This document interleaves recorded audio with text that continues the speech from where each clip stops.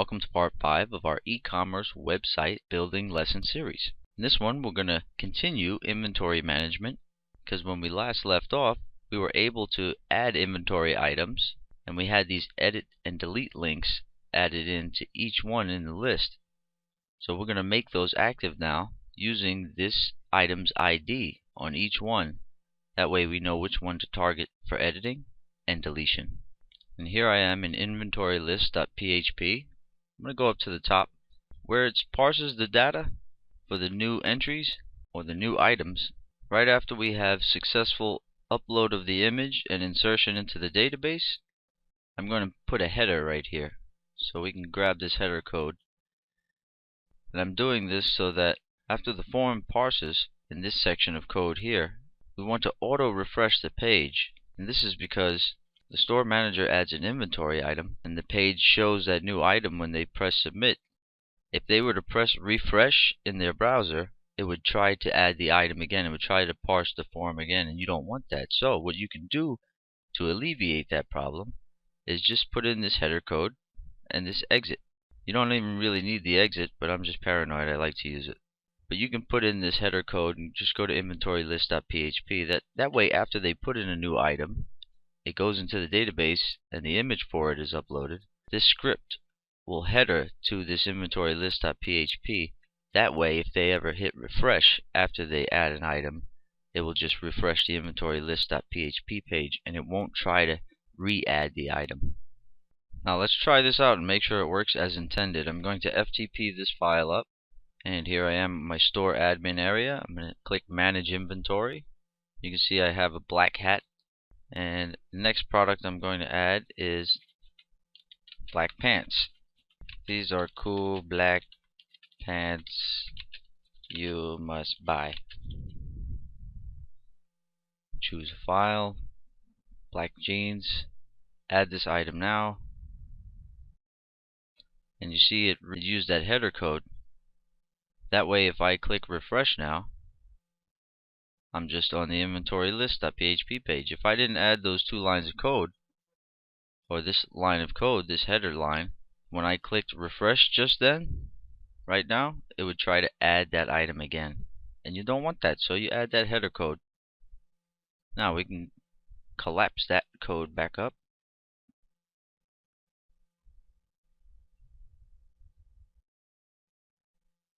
This code right here is the code responsible for rendering out this list.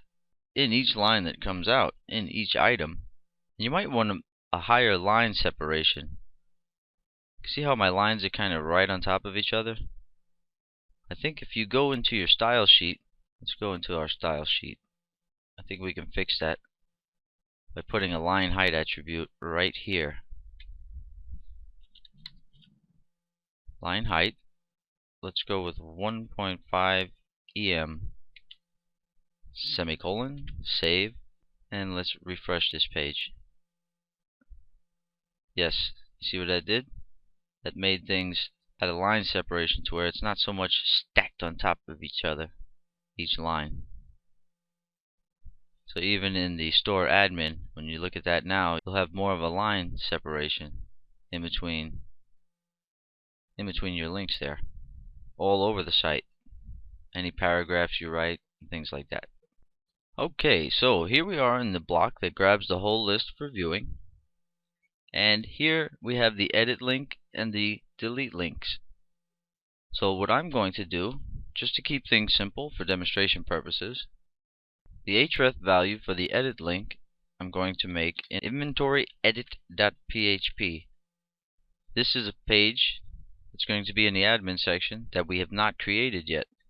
And what you have to do is let that page know which item ID, which item it is in the system that you want to edit. So you put a question mark and put PID, which is short for product ID. That's going to be the variable name that gets sent over the URL variables.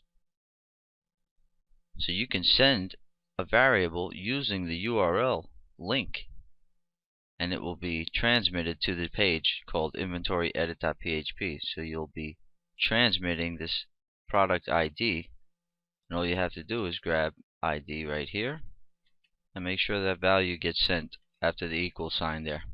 So PID you just say question mark PID equals ID. So what it does is it sends this variable name of PID, and it has a value of whatever this item is. That way, when the inventory edit page opens up, the inventory edit page knows exactly which item that is to be targeted for editing. The href value for the delete will be this page itself, the one we're on now, inventory list.php. This one we're going to send a value of delete ID equals ID. So what's going to happen is you press delete for any inventory item, it's going to make this same page reload inventory list, but it's going to reload with a question this time and not this whole page that you see. And I'll show you how we do that right now. Okay, so in order to make the delete functionality possible, let's collapse this code block back down. And we're going to put a new PHP code block in. And we're going to put it right above where we parse the form data and upload the picture and all that to the system.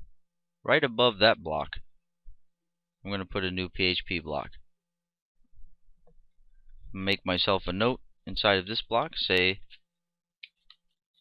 delete item question to admin. Because basically in this section of code, we're going to check if is set that get variable on the URL. And I'll show you exactly how that works. Let me collapse this back.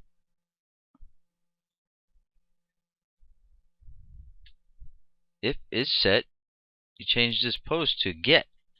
That way it targets the URL variable, and call this delete ID because that's the name of the variable.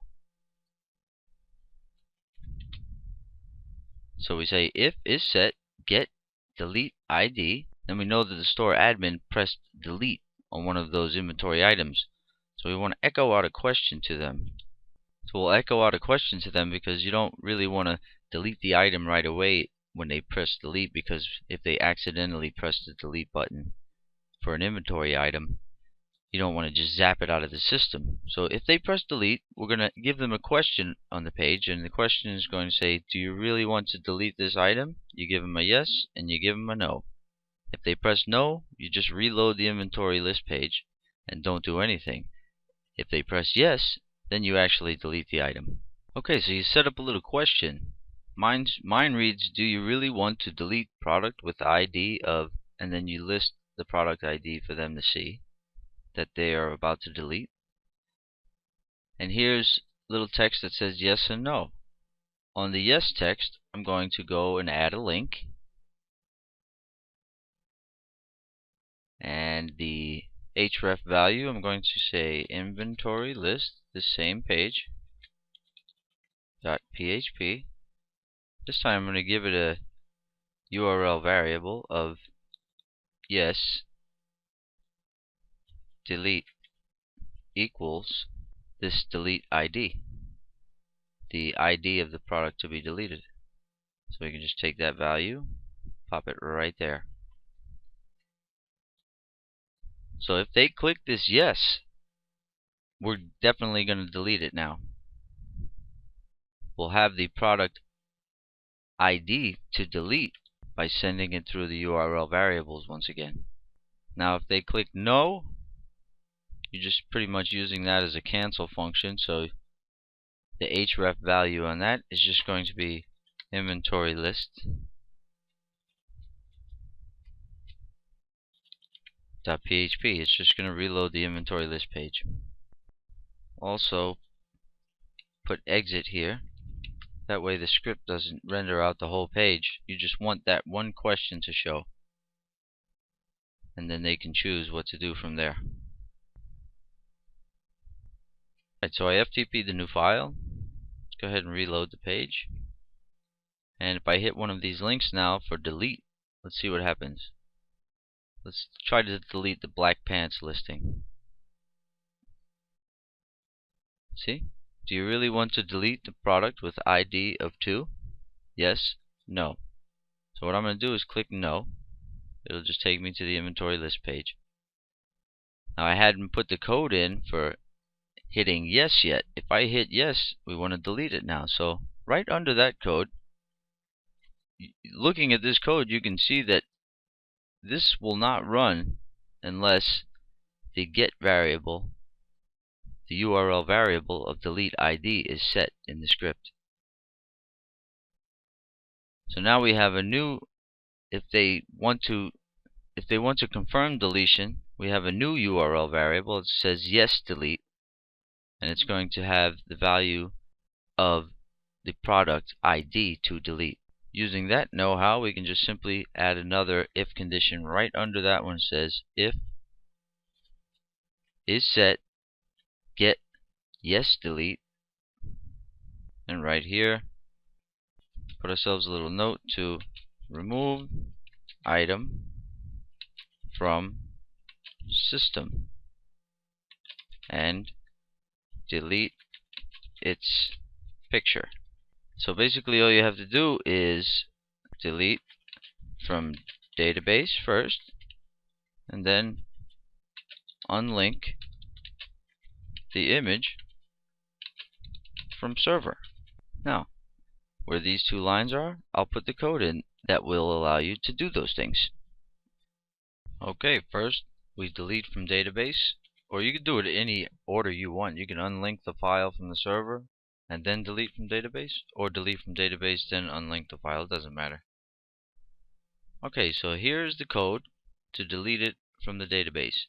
What you do is you put the get variable of yes delete, whatever the value of this product ID is, into a local variable called ID to delete. Then you run a MySQL query that says delete from products where ID equals ID to delete variable, limit 1. Now to unlink the image from the server and delete the picture, use this code here. And what this code does is it specifies the pic to delete, and that is equal to up one folder into inventory images, and then it's going to target this ID to delete.jpg. Then you just run a quick little if condition to make sure that file actually exists that you're targeting for deletion. And you say if the file exists, pic to delete, unlink pic to delete. And it's as simple as it is. Now let's just send a header like we did here in the parsing section. Use the header to reload the page right here after it gets done with deletion. So it's just going to reload inventory list.php and then exit. So that is deletion, and that should be everything you need for deletion. So let's keep the note for ourselves saying delete item question to admin and delete product if they choose. That's what that code does. Now let's make sure we test it out. Okay, in my FTP software, I'm looking in my inventory images folder, and I have 2 inventory items there. I'm going to delete item number 2. So let's go to where your store is running online, the inventory list page. Let's reload it, refresh it,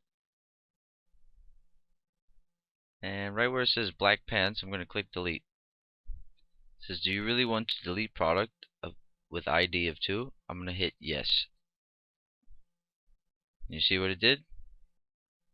It reloaded the inventory list.php page, and it removed black pants from the MySQL database, and to remove the image from the server. Now all we have to do is cover what happens when they press edit. We're going to have a new page come up that's called inventory edit.php, where this inventory items information will be pre-populated into a form that looks very similar to this form here. That way they can edit that information. So that will be in part 6 coming up today very soon. So stay tuned.